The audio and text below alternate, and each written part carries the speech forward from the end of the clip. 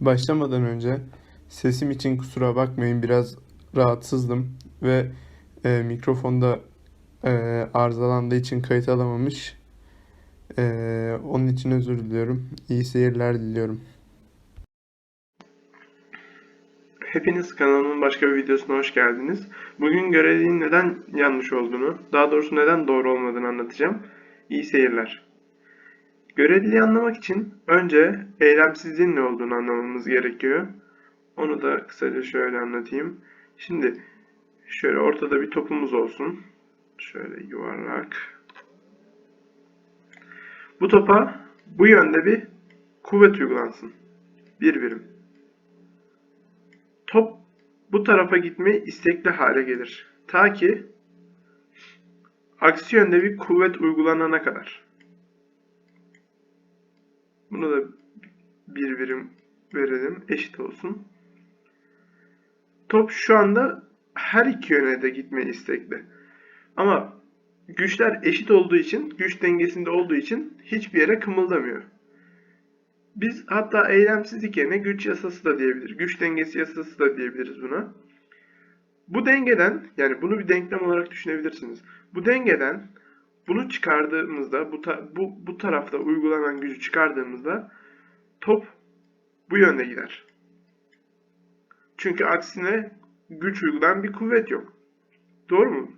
Yani eylemsizlik yasası bize bunu söylüyor. Şimdi göreliğin neden yanlış olduğunu söyleyeyim. Önce bir sayfayı temizleyeyim. Hatta siyah arka plan yapalım. Daha çok uzaya benzesin. Ortaya şöyle ortaya şöyle bir güneş çiziyorum. Bu bizim güneş amcamız. Bir de yanına bir mavi gezegen, ufak tefek yeşillikler de ekleyelim buna.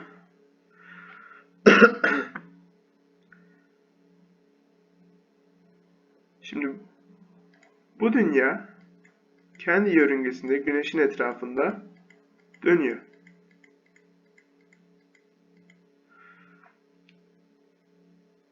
Güneş bir anda ortadan kaybolduğunda, çok özür dilerim, Güneş dünyaya kütle çekimi uyguluyor.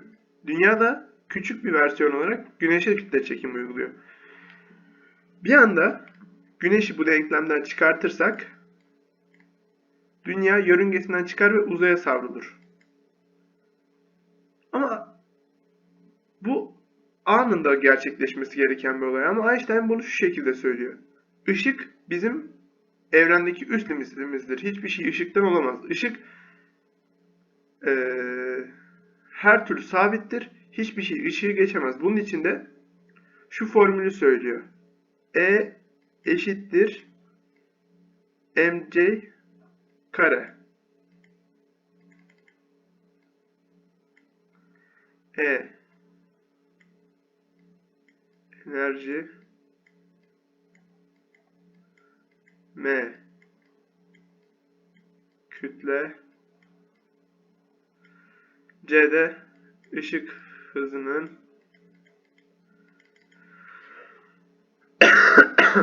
karesi. Diyor ki bu durumda enerji ve kütle yer değiştirebilir bu denklemde. Bu doğru. Çünkü mantıken baktığımız zaman matematikte kanıtlamış oluyoruz ki yer değiştirebilir bu durumdalar bunlar. Bu durumda diyor ki enerji ile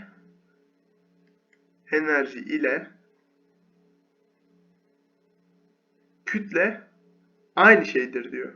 Bu yanlış. Çünkü burada hesaba katmadığı bir şey var. Enerji miktarı ve kütle miktarı aynı şey. Enerji ve kütle değil. İkisi farklı şeyler. Bunları kütlesi bir şeyin kütlesi ne kadar büyükse enerjisi de o kadar büyüktür. Yani kütlesi büyüdükçe enerjisi büyür. Bunlar doğru orantılı olması aynı şey olduğu anlamına gelmez. Bir kere burada yanılıyor. İkincisi, şöyle bir mesela su birikintimiz olsun uzayda.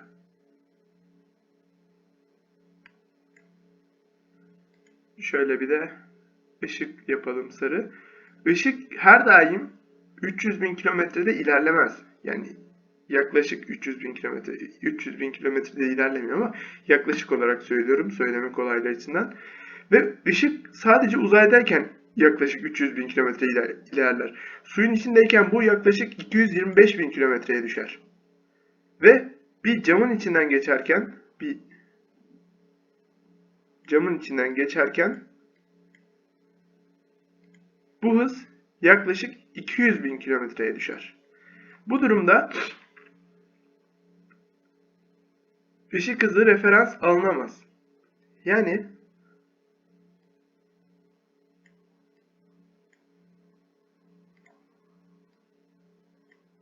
süre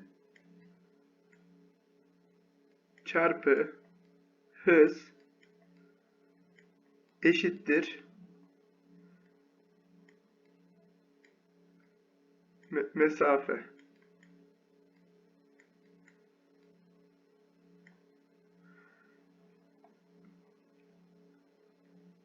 Buraya ışık hızını koyduğumuzda da bu geçerli.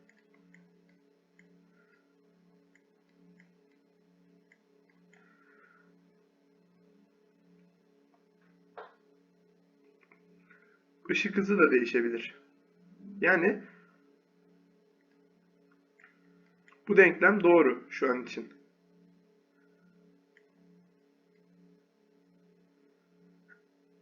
Şöyle bir kere daha sayfayı temizleyeyim.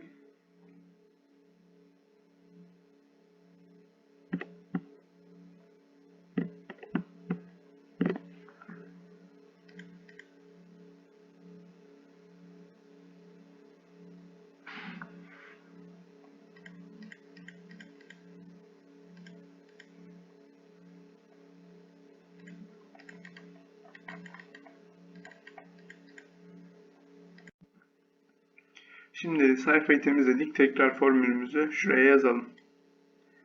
E eşittir kütle çarpı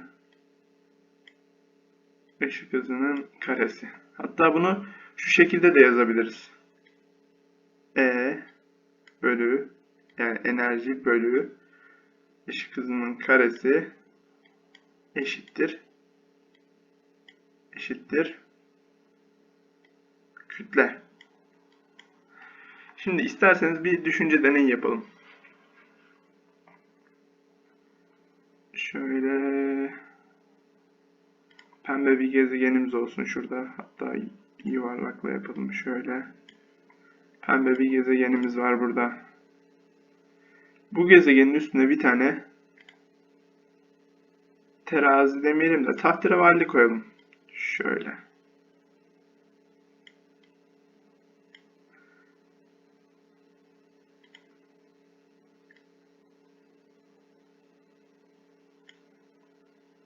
Ondan sonra buraya iki tane de böyle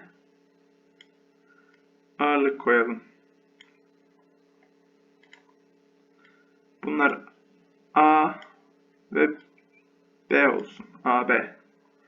Şuraya da yazalım. A, B özdeştir. Şimdi buranın büyüklüğü, bu gezegenin büyüklüğü ışığın bir yılda gidebileceği bir mesafe kadar. Yani saniyede 300 bin kilometre gidiyorsa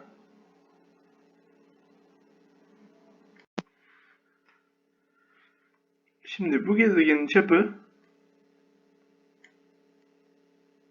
10 trilyon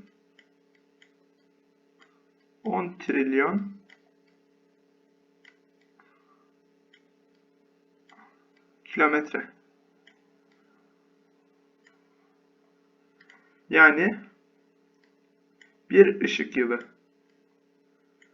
Bir ışık yılı. Bir ışık yılı.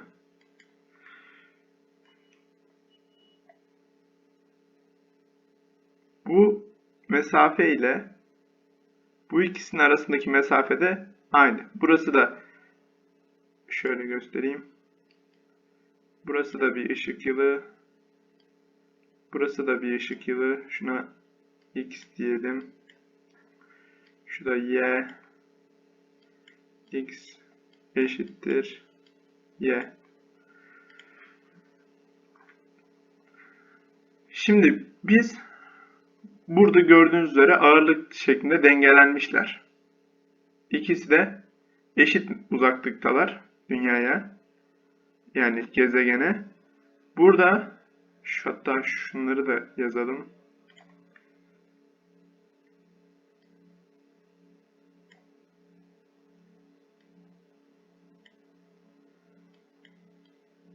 K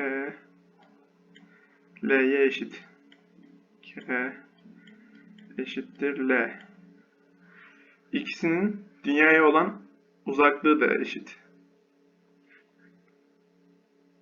Şimdi biz bunu buradaki ağırlığı bir anda buradan kaldırdığımızda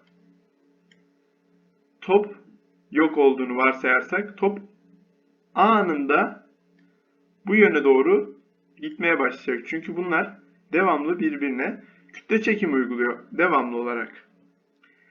Ama bu topun kaldırıldığını yani ışık sadece buraya bir sene sonra varır. Ama bu gerçekleşen olay bir sene içerisinde bir sene sonra da olmaz. Çünkü devamlı olarak burada birbirlerine kütle çekimi uyguluyorlar.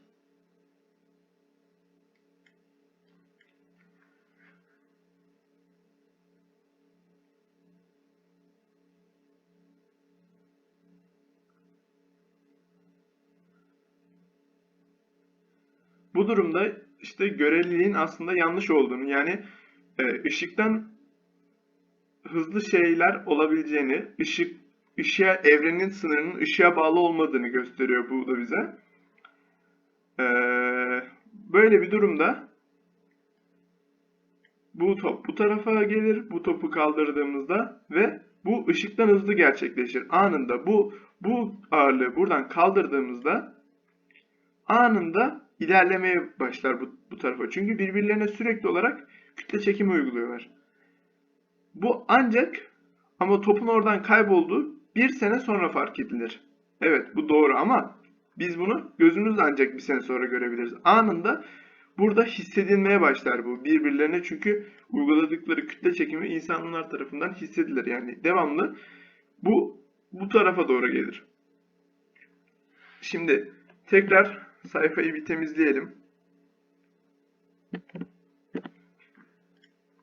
Şöyle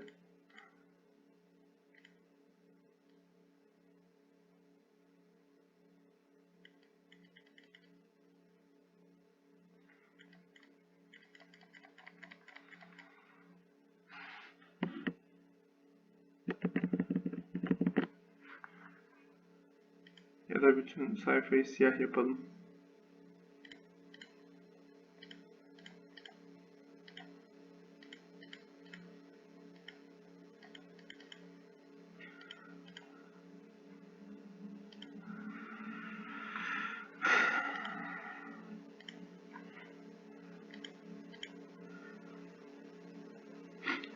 Şimdi Einstein'ın söylediği bir düşünce deneyine gelelim.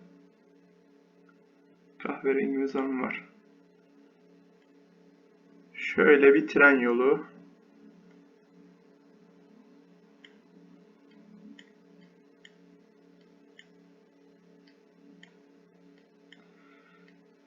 Şu an kuş bakışı anlatıyorum.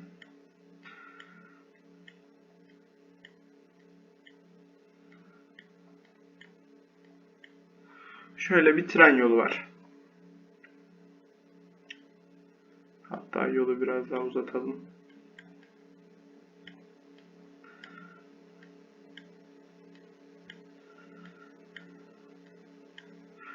Böyle bir tren yolumuz var. Bunun üstünde de bir tane tren gidiyor şu şekilde. Şöyle bunu bir tren olarak düşünün.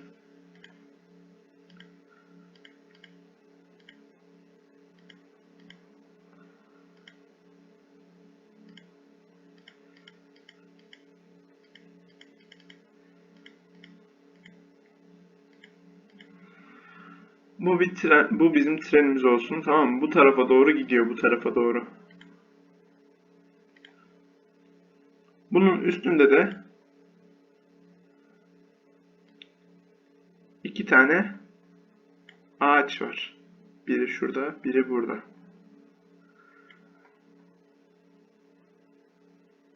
Burada da kırmızı şapkalı bir adamımız var.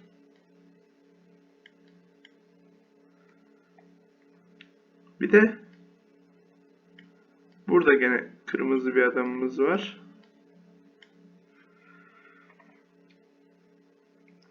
Şimdi aynı anda ikisine de bir yıldırım düşüyor. Aynı anda.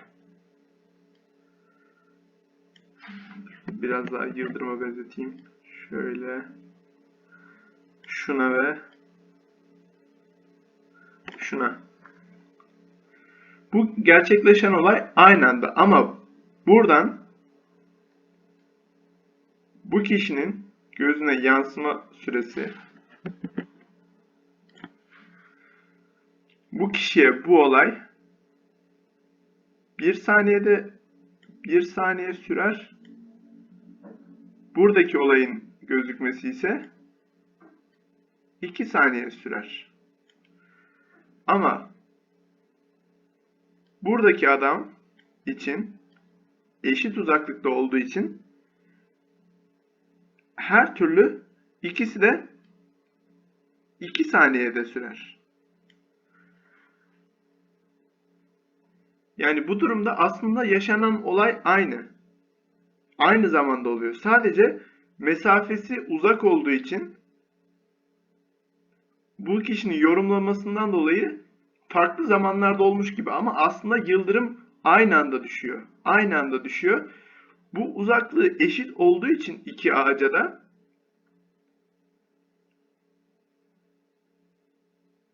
iki saniyede görüyor. İkisine de aynı yıldırımın düştüğünü aynı anda görebiliyor. Ama bu arkadaş için yıldırım önce buna düşüyor, sonra buna düşüyor gibi gözüküyor. Çünkü arasındaki mesafe farkı var. Şu kısımdaki mesafe farkından dolayı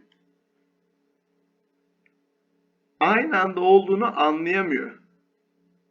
İşte burada da aslında tek bir olay var, tek bir zaman var. Sadece insanların farklı yorumu var. Çünkü mesafeleri farklı ikisine olan. Ama aynı olsa aynı olur. Bu da işte göreliliğin neden yanlış olduğunu bir kere daha bize açıklıyor.